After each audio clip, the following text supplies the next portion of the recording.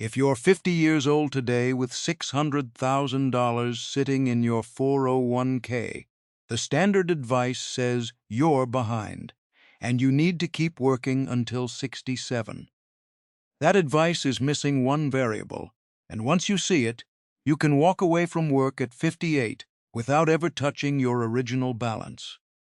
Right now, if you're 50 or older, the IRS lets you put up to $32,500 a year into your 401k.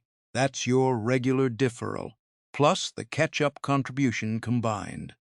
Even maxing that out every year between now and 58, most people still walk straight into what I call the bridge gap, the stretch between the day you leave work and the day Medicare and your full Social Security check finally show up.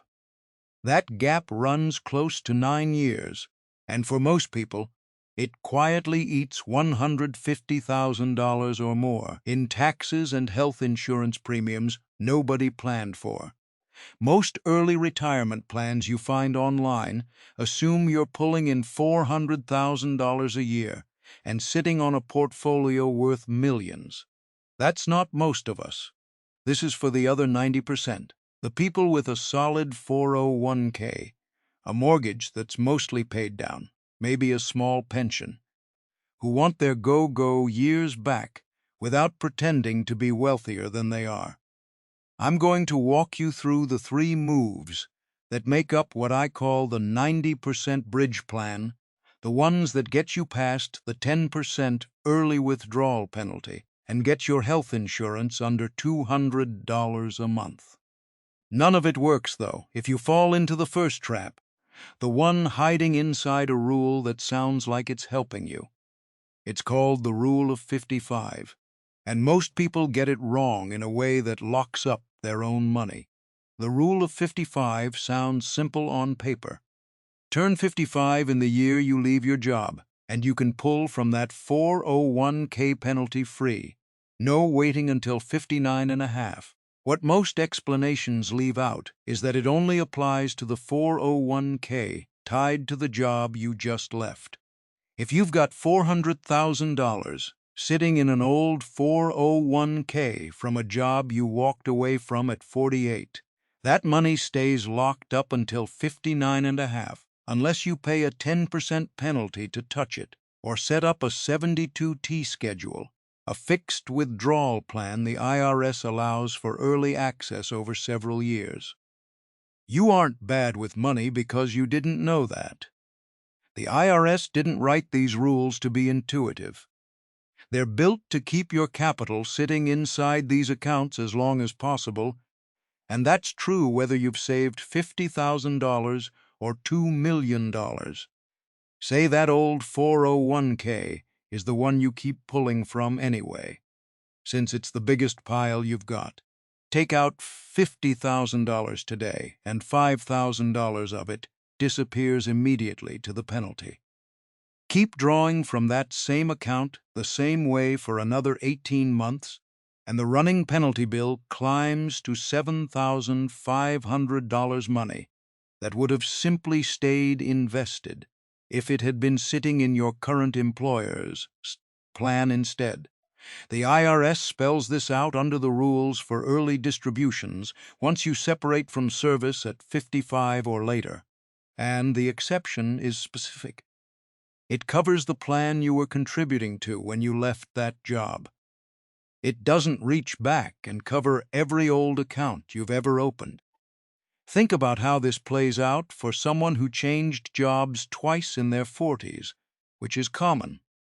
There might be $150,000 sitting in a job from a decade ago, another $90,000 in the job before that, and only the newest account actually protected by the Rule of 55 once they leave their current employer at 58. The other 2 accounts sit frozen behind the 59 and a half wall unless they get rolled into the current plan first.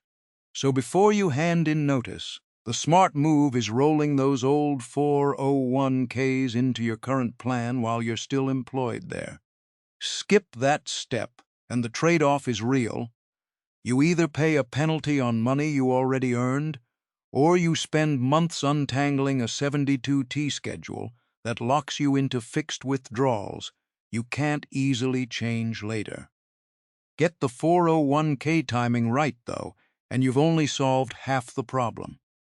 The bigger expense waiting on the other side of 58 isn't the IRS. It's the health insurance bill, and for most people that runs close to $20,000 a year until Medicare starts. The 90% bridge is what turns that bill into something closer to the cost of a streaming subscription. The framework behind the 90% bridge works like this. Instead of trying to build a $2 million portfolio so you can live off withdrawals, you manage your reported income instead, keeping it low enough on paper to qualify for Affordable Care Act subsidies. It works because the ACA calculates your subsidy off modified adjusted gross income, not off your actual net worth or how much cash sits in a brokerage account. MA counts wages, interest, dividends, and anything you convert or withdraw from a traditional 401k or IRA. It doesn't count the value of your house, a retirement balance sitting untouched, or money you pull from a Roth account you've already paid tax on. That distinction is the whole game once you understand it.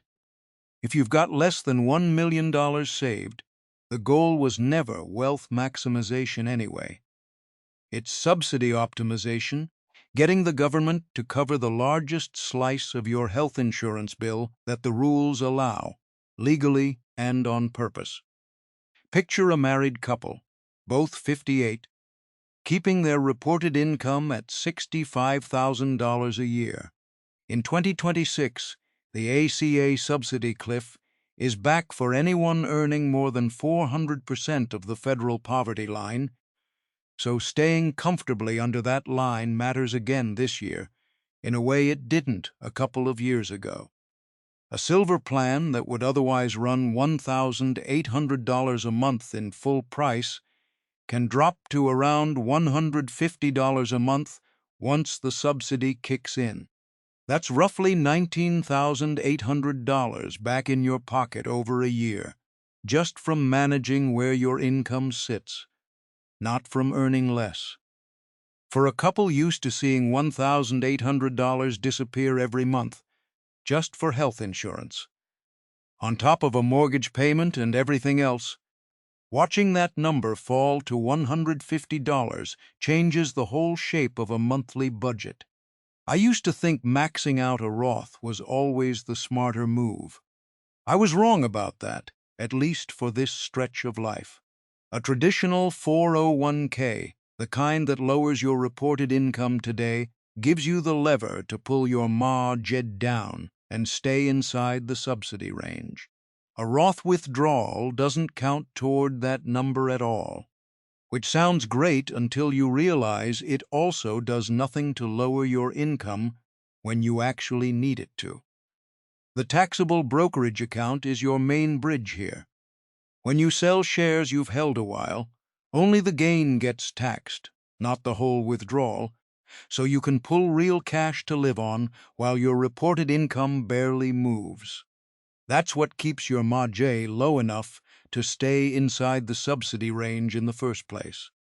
It takes some planning ahead, deciding which shares to sell and when, but it's a lot less complicated than most people assume once you've done it once or twice. Now, if you don't have a brokerage account built up like that, don't count yourself out.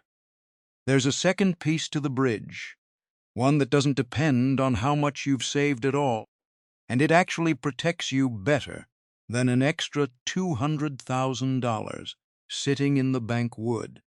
Picture retiring at 58 in a year that turns rough for the market. Say the S&P 500 drops 25% in your first 12 months out of work.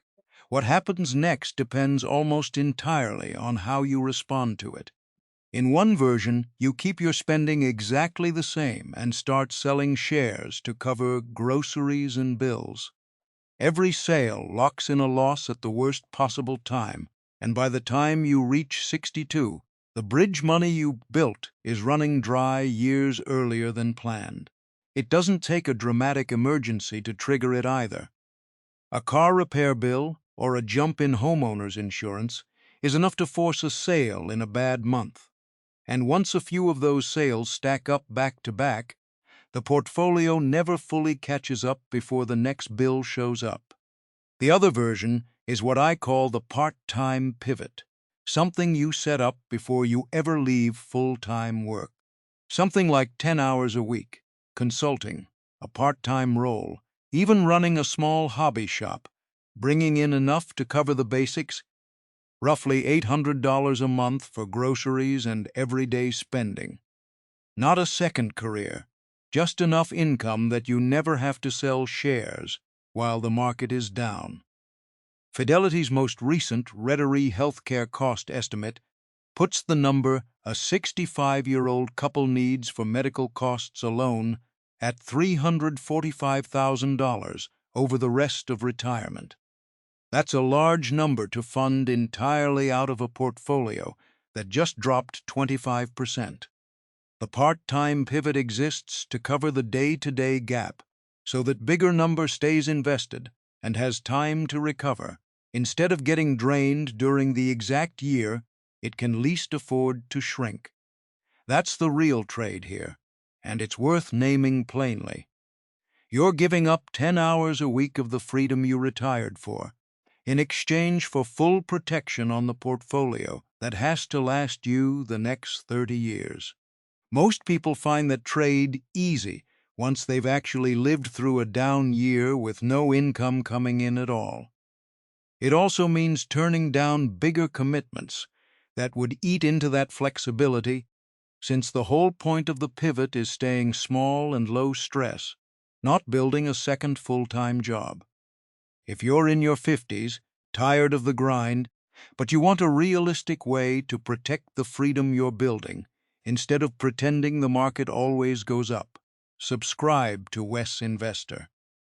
We build plans for real people with real portfolios, not for spreadsheets that assume nothing ever goes wrong. There's a number that changes how you should think about this whole plan. A 58-year-old couple today has roughly a 50% chance that at least one of them is still alive at 92. That's not a scare number. It's just math worth planning around. Because running out of income at 80, with over a decade left to go, is a very different problem than running out at 95. For a single person, the odds of reaching 90 aren't far behind either, which is exactly why a plan built only to bridge the gap to 65 leaves the back half of retirement completely unplanned.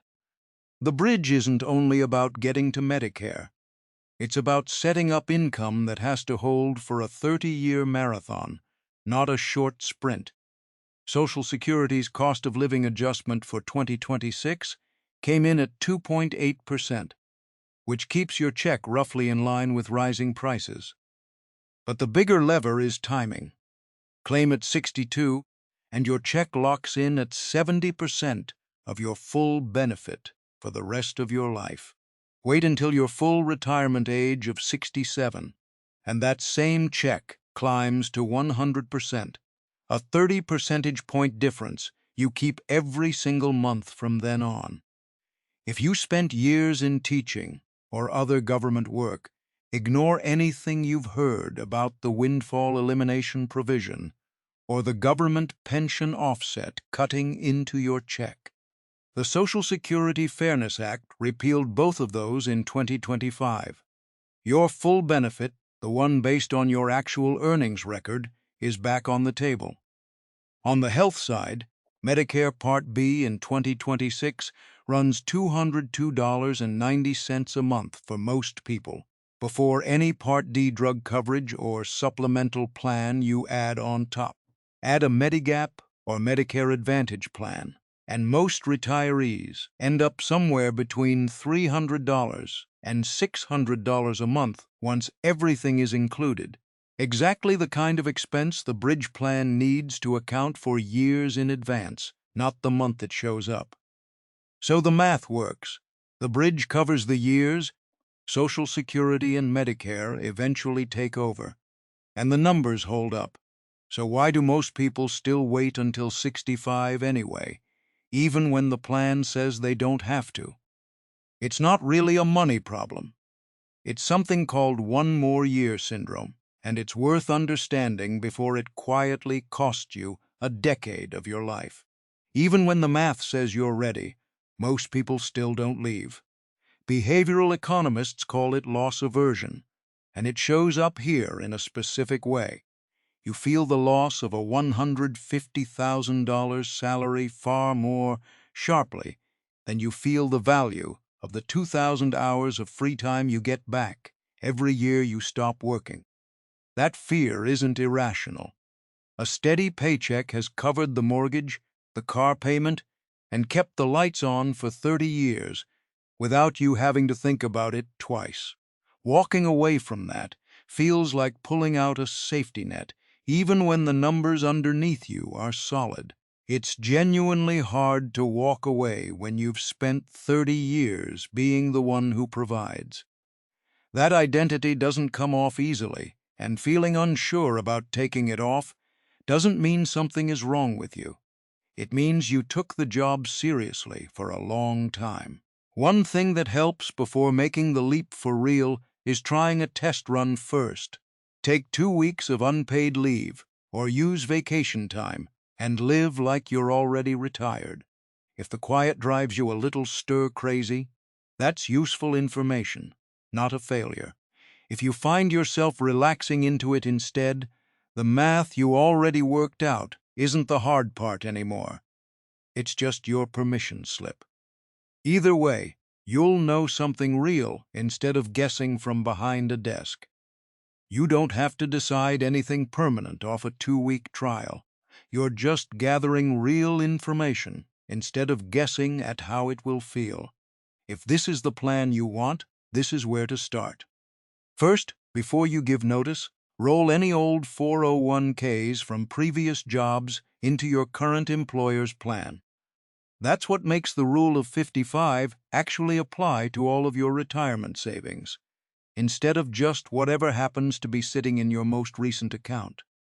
Second, work out your subsidy sweet spot, the MAJE number that keeps you inside the ACA subsidy range for your household. That one number should drive how you structure withdrawals through every year of the bridge. Third, build a 2-year cash cushion before you leave work, parked somewhere earning a real yield. That cushion is what lets you ride out a bad first year in the market without selling a single share at a loss. I don't have a crystal ball for what the market does in 2027 or any year after that. Nobody does. But I do know time is the one asset you can't earn back, no matter how good the plan is. Retiring at 58 was never about being rich. It's about being intentional with what you've actually got. If that's the kind of plan you're after, subscribe to Wes Investor. We build these for the 90%, taking their time back, not the 1% who never had to think about any of this.